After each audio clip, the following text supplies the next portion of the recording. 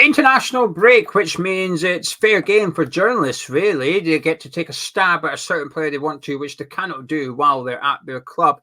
We've seen it last season with Declan Rice, and this season is Lucas Paqueta, as he's on international duty with Brazil, taking on England this weekend as well. Gonzo, you've seen the comments. He was asked about his links to Manchester City and a little bit about the betting scandal as well. Let's start with in regards to him being asked about his potential move to Man City. What do you think of what Paqueta had to say? Well, I've got to be honest with you here. I didn't read that stuff. I only read the betting stuff. So you tell me what he said about that. He basically said, I'm at West Ham and I've got a lot of respect for West Ham. He basically refused to comment on links to Man City. He had to answer it. He was asked by the journalist, so he had to give an answer. But he basically just said, I'm at West Ham. I'm a West Ham player. I've got respect for West Ham. That's it. Well, listen, I think it's been a really, really good transfer for him. I've got to say, he was meant to be a world star when he went from Brazil, when he went to AC Milan, and it didn't happen. And then he sort of rebuilt his career at Olympique Lyonnais. Obviously, we played against them, and then he got the transfer to West Ham. This is a magnificently successful transfer for him. He looks like one of the best players in the Premier League. Funny enough, the betting scandal, which we'll speak of in a minute, has actually made Brazil realise how much they miss him in their own team. And he's won a trophy. No, not only has he won a trophy, he's won a European trophy, and he has played a key role, not only in winning the trophy, but actually in the winning goal. It was a real Hollywood moment for him then. And then what he's done is he's started this season, despite all the negative publicity around him, he started this season in really, really good form. Played incredibly well, been played out of position, played pretty damn well whilst he was out of position as well. Lost his place in the team, and we looked crap. Then he comes back in the team, and the team starts to tick and starts to function again. I think his stock is very, very high. And I don't blame him for wanting to leave, but in many respects, it's just been completely successful. I absolutely was made aware at the time that when he came to join West Ham, that he was using it as a stepping stone. He was actually waiting for a bid from Arsenal to come in. He was convinced to join West Ham as a stepping stone, and it's been a stepping stone. I don't want to lose him, Geo. I really, really don't. But I'm under no illusion the only reason we kept him was because of the betting scandal. Otherwise, he would have already been at Manchester City. Of course, he's going to be respectful. I think West Ham's biggest problem is not that we're going to lose Lucas Paqueta, it's how we would replace him, because he has been better. I always thought, well, worried about losing Declan Rice, thought we're going to lose him. And I was, even though he played that part in the Conference League, I wasn't sure we had a world-class player at our disposal. We missed Declan Rice. Been times we have missed Declan Rice, but I never thought for a moment that we would lose Declan Rice, and I'd look and think, hold on, we've got another world-class player there, possibly another potential one in Kudus, and you maybe argue a very top-level player in Edson Alvarez. So I think it's actually been a magnificent transfer all round, really. And will he go to City? If he doesn't, that will only be because of anything Man City do, nothing Lucas Paqueta's done. Yeah, I completely agree with everything you've just said, really, actually. And I don't have a problem with players using West Ham as a stepping stone, because I think you have to go through this period, because we're not a Champions League. Ultimately, we are not a Champions League club. So you want players that aim to play at the very top of the game, which is challenging for titles, playing in the Champions League. Well, either you have to accept that you can't get them, or you're going to have to accept that you are a route to that club. And then the challenge is, A, match their ambition while they're at your club and become that team so they don't need to go elsewhere to achieve their dreams, which we haven't done and we cannot do, certainly not in the foreseeable future unless something drastic changes at the football club. It hasn't changed, so we are not that team. So if he wants to achieve his dreams, he's going to have to go elsewhere. And I don't have an issue with West Ham being that club, as long as you don't only sign those players, because you can't just keep on selling your best ones. But like you said, the challenge is then to make it work, which is you cash in, you make a lot of profit on him, and you can go on and hopefully improve the squad. And I think that's got to be the aim for the summer, that if he does go, obviously, ultimately, we hope he doesn't go. Yeah. Because there's only so many clubs in the world can afford him. A handful can afford him.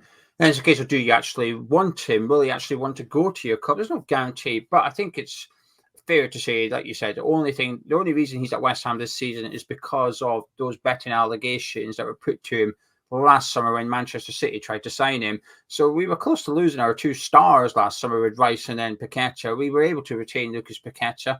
He stayed here. He's been fantastic this season. I think everybody's resigned to him potentially going to Man City, just like we were with Declan Rice. But I do like how he handled it in the press conference. He was very complimentary about West Ham, about David Moyes as well. Spoke highly about the season so far and how he's enjoyed his time here. And I do think it was different to how Declan Rice handled it. He very much made on, I want to win titles, but I'm at West Ham, but I want to win titles. And it was different. It was almost like a come get me plea kind of thing. Whereas Paqueta hasn't done that whatsoever. He's just said, I'm happy at West Ham. I've got a lot of respect. I'm fine where I am. And refused to entertain any speculation regarding his move to Man City. Of course, that doesn't mean anything other than he's just been respectful. He probably still does want to go to Man City. Don't blame him whatsoever. It was just nice to hear that respect, because ultimately, and this is getting on to the comments about Moyes and the football club from him, which was he was asked about the betting allegations, and he basically said the club stood by me and the manager's given me a lot of support.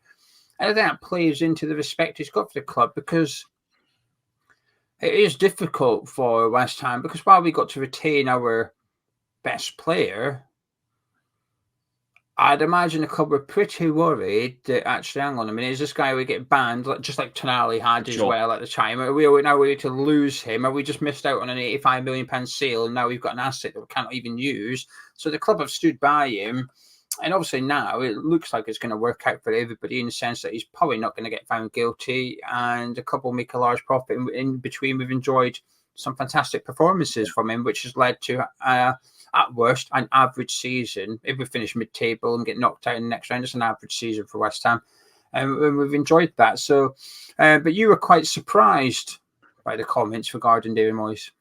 Pleasantly surprised, yeah. Really, really pleased to hear the comments. I think I'd certainly been guilty of assuming that that maybe Moyes and Paqueta didn't get along. I think particularly given the way he marched off the pitch recently. But actually, I thought Moyes handled it quite well, because I think the interviewer asked Moyes and said, "Oh, he wasn't very happy about it." And Moyes today wasn't very happy at all. He thinks he should be doing more. But clearly, Moyes alluded to the fact they'd had a conversation about it even before the game.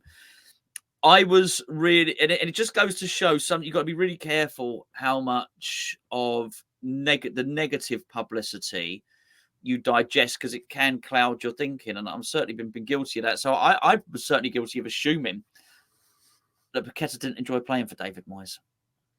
And well, either one or two things. I don't jump to conspiracy. I always jump to the most believable thing. So either so either one or two things are true. Either he does enjoy playing for David Moyes, and he's grateful when he's pleased for his support, or he sat there and lied. Well, you know what? I'm going to take a man at his word, and I would always do that. So actually, I was pleased to hear him say that he did.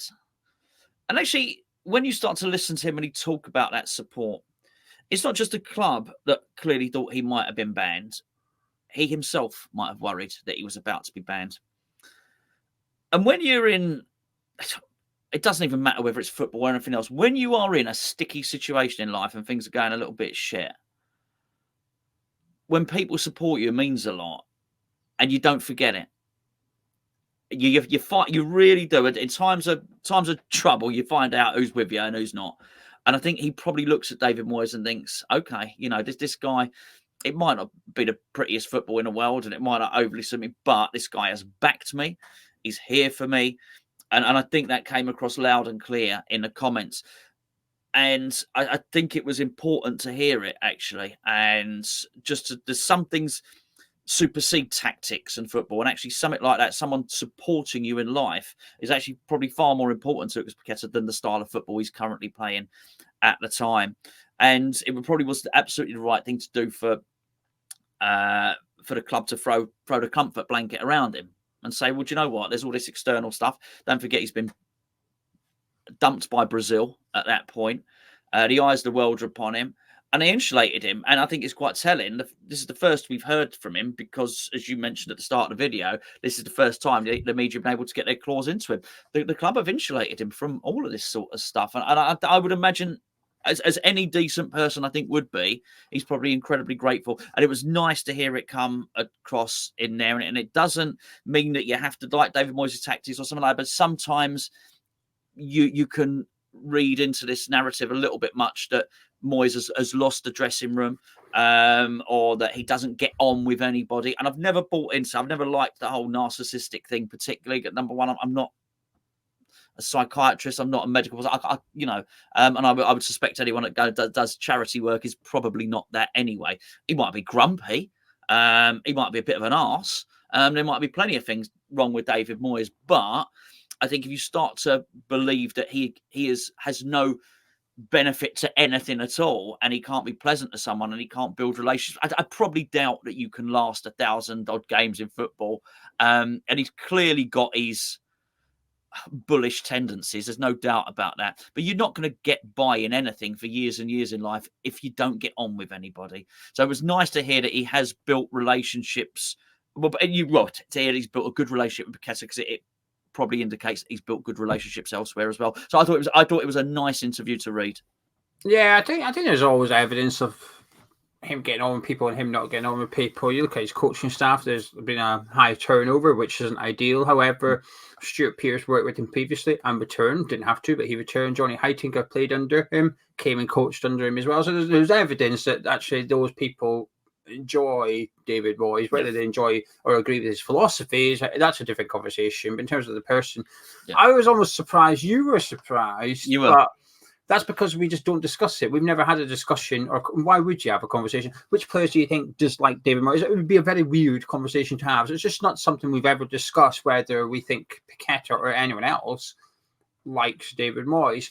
So when I seen it, I wasn't surprised. It was nice to hear, but I didn't really take much from it. I think you've taken more from it than I have, because you were surprised, but because it's sort of almost a response I was expecting, I've almost brushed it off a little bit. I've been like, well, why would he not say that? Why would he not respect David Moyes and stuff like that? Because Moyes has stood by him, but also, listen, is there better managers for Lucas Paqueta as a footballer? I'm pretty certain there is, right? I'm not stupid. Moyes isn't the perfect manager for Lucas Paqueta. But I think there's probably worse managers for Lucas Paqueta as well. I don't know, maybe somewhere in the middle. But Moyes, what Moyes has done is he's given Paqueta a lot of leeway in regards to how he goes about his business on the football pitch. Moyes has said it very publicly himself, as a joke a few times, which is I have to be a little bit, bend the rules a little bit with Lucas Paqueta because of what he can do on the football pitch. Not tracking back, I'll ignore that one, because it's Lucas Paqueta. If an average footballer was to not do that, then I'd have an issue, because what you're giving me is not enough anymore. But because of what Paqueta does give him, he's able to look the other way when he perhaps doesn't do what is required from him from other aspects of the game. So Moyes has always been quite accommodating, I think, to Paqueta. Does Paqueta get to play in his best position? No, we know that, because Kevin Nolan has told us he wants to be a number 10, but we're playing him out left, and here's why. But he still gets a lot of leeway. He's not used as a left winger. He does not have the same role as what Pablo Fornals had when he played in that position. It's completely different. Paqueta's allowed to go wandering around the pitch. Fornals wasn't. If Fornals was 3 yards out of position, I imagine Moyes would have said, "Oh, Pablo, get back over here." It's different. So I wasn't surprised. I took it with a pinch of salt, because I just assumed they get on. Emerson speaks very highly of David Moyes as well, and Paqueta and Emerson, as we know, are best friends on and off the football pitch. And you don't always have the same opinion on someone because you're best friends. But I do think there's probably a similarity with their thoughts on David Moyes, the manager, if they're best friends. Yeah, for sure. They've probably got some consistency between them. But I was more pleased by the respect given to the football club by Lucas Paqueta rather than his comments towards Moyes, because it doesn't mean he loves playing under David Moyes, still does it? You know, when he said, "I've got a lot of respect for Moyes, he stood by me," what he didn't say was, "I love playing David Moyes football. It's the best brand of football." He didn't say that. No. So I was just sort of unmoved by his comments, but I was more pleased with what he said about the football club, because I am resigned to him going in the summer. I hope he doesn't go, but if he does, as long as we get the 85 million and we're prepared for it, and this is the one thing I will say, when Man City came in from last season, it caught me off guard a little bit, Gonzo. I wasn't, there was almost no rumours, and suddenly it was like City are buying him for 85. Oh, hang on a minute, what? 2 days later, it's off because of this. Yeah. What? You know, it all happened really quickly. But now the club have had 12, 13 months to plan. Yeah. For replacing Lucas Paqueta. We've now got a sporting director and Tim Steidten at the club with a player leaving for 85 million.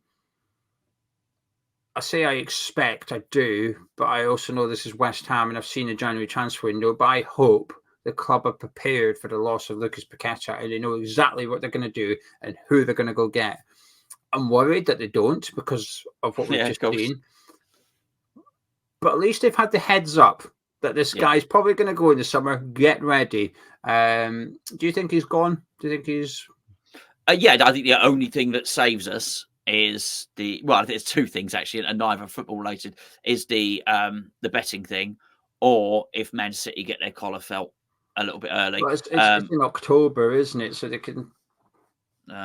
It's post-transfer window. I think the Man City is heaving. Yeah, I mean, it would. All I would suggest is with West Ham, I hope they've got their I's dotted and their T's crossed in terms of the buyout clause, because what I would want to do if I was dealing with Man City would be the way I would deal in business with any company which I thought was at the risk of bankruptcy or something going wrong. Okay, you can purchase something off me, but you're going to have to pay now, because you don't know what's going to happen with Man City in terms of punishment. And they may well find that they are not in a position to be spending any money, and actually they get some punishment, which means all prior financial commitments are null and void. I don't know how it works. So the only thing I say, Man City, is I'm not taking a 5-year payment from you. You can have him, and we will honour the agreement. But you look like you're about to sail into a storm here. So I'd like that money paid over the next 12 months. I'd just make sure you do something like that. Do you think that's why David Sullivan tried to include Cole Palmer in the deal? Do you think he thought, hang on a minute, I don't know if I'm going to get my money off you in 2 years' time, so let's start bringing players into the equation and making it a lesser fee so I can get my money now?